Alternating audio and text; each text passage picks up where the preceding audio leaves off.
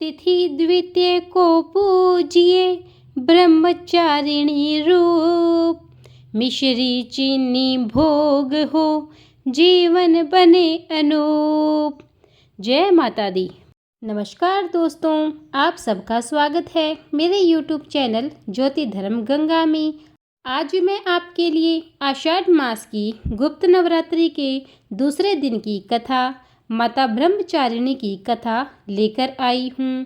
आज मैं आपको माता ब्रह्मचारिणी की कथा, पूजन विधि, आरती और माता को क्या भोग लगेगा यह आपको बताती हूँ। 7 जुलाई 2024 को नवरात्रि का दूसरा दिन है और गुप्त नवरात्रि के दूसरे दिन माँ के द्वितीय स्वरूप माँ ब्रह्मचारिणी की पूजा अर्चना की जाती है। माँ का स्वरूप अत्यंत तेजमय और भव्य है।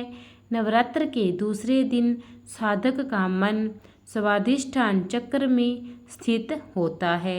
माँ ब्रह्मचारिणी ने भगवान शिव को पति के रूप में पाने के लिए कठोर तप किया था।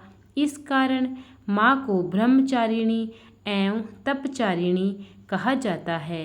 माँ ब्रह्मचारिणी लोगों को सन्मार्ग दिखाने वाली है।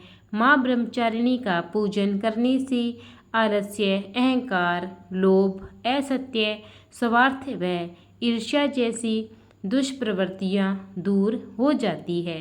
माँ का स्मरण करने से एकाग्रता व स्थिरता आती है। साथ ही बुद्धि, विवेक व धैर्य में वृद्धि होती है। माता की भक्ति से व्यक्ति में तप की शक्ति, त्याग, सदाचार, संयम और वैराग्य जैसे गुणों में वृद्धि होती है। ब्रह्मचारिणी का अर्थ तप की चारिणी यानी तप का आचरण करने वाली। देवी का यह स्वरूप ज्योतिर्मय और अत्यंत भव्य है। इस देवी की दाईं हाथ में जप की माला है और बाएं हाथ में यह कमंडल धारण किए हुई है। आइए मैं आपको ब्रह्मचारिणी देवी की कथा सुनाती हूँ।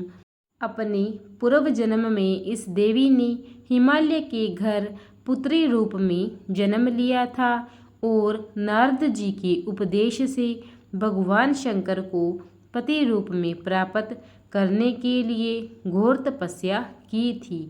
इस कठिन तपस्या के कारण इन्हें तपश्चारिणी अथवा ब्रह्मचारिणी नाम से अभिहित किया गया। 1000 वर्ष तक इन्होंने केवल फल फूल खाकर बिताए और 100 वर्ष तक केवल जमीन पर रहकर शाक पर निर्वाह किया। कुछ दिनों तक कठिन उपवास रखे और खुले आकाश के नीचे वर्षा और धूप के घोर कष्ट सहन किए। 3000 वर्षों तक टूटे हुए बेलपत्र खाई और भगवान शंकर की आराधना करती रही। इसके बाद तो उन्होंने सूखे बेलपत्र खाना भी छोड़ दिया। कई हजार वर्षों तक निर्जल और निराहार रहकर तपस्या करती रही। पत्तों को खाना छोड़ देने के कारण इनका नाम अर्पणा नाम भी पड़ गया। कठिन तपस्या के कारण देवी का शरीर एकदम क्षीण हो गया।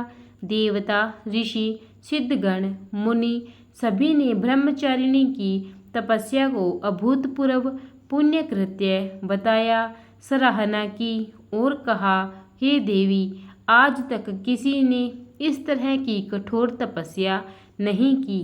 यह तुम्ही से ही संभव थी। तुम्हारी मनोकामना परिपूर्ण होगी और भगवान चंद्रमौली शिव जी तुम्हें पति रूप में प्राप्त होंगे। अब तपस्या छोड़कर आप घर लौट जाओ। जल्द ही तुम्हारे पिता तुम्हें बुलाने आ रहे हैं। और इसके पश्चात माता अपने घर लौट गई और इस प्रकार माता ने अपनी कठोर तपस्या से शिवजी को पति के रूप में पाया। इस देवी की कथा का सार यही है कि जीवन के कठिन संघर्षों में भी मन विचलित नहीं होना चाहिए। माँ ब्रह्मचारिणी देवी की कृपा से सर्व सिद्धि प्राप्त होती है।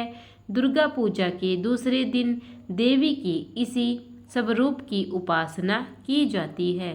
प्रेम से बोलिए माता ब्रह्मचारिणी की जय, माँ अम्बे की जय। प्रिय भक्तजनों, अगर आपको मेरी यह कथा अच्छी लगी हो तो इसे ज़्यादा से ज़्यादा लाइक और शेयर कीजिए और कमेंट में जय माता ब्रह्मचारिणी लिखिए। और अगर आपने अब तक मेरे चैनल को सब्सक्राइब नहीं किया है तो कृपा करके उसे सब्सक्राइब कीजिए और बेल आइकन दबा दीजिए ताकि नित्य मेरी सभी वीडियो सर्वप्रथम आप तक पहुंचती रहे। धन्यवाद।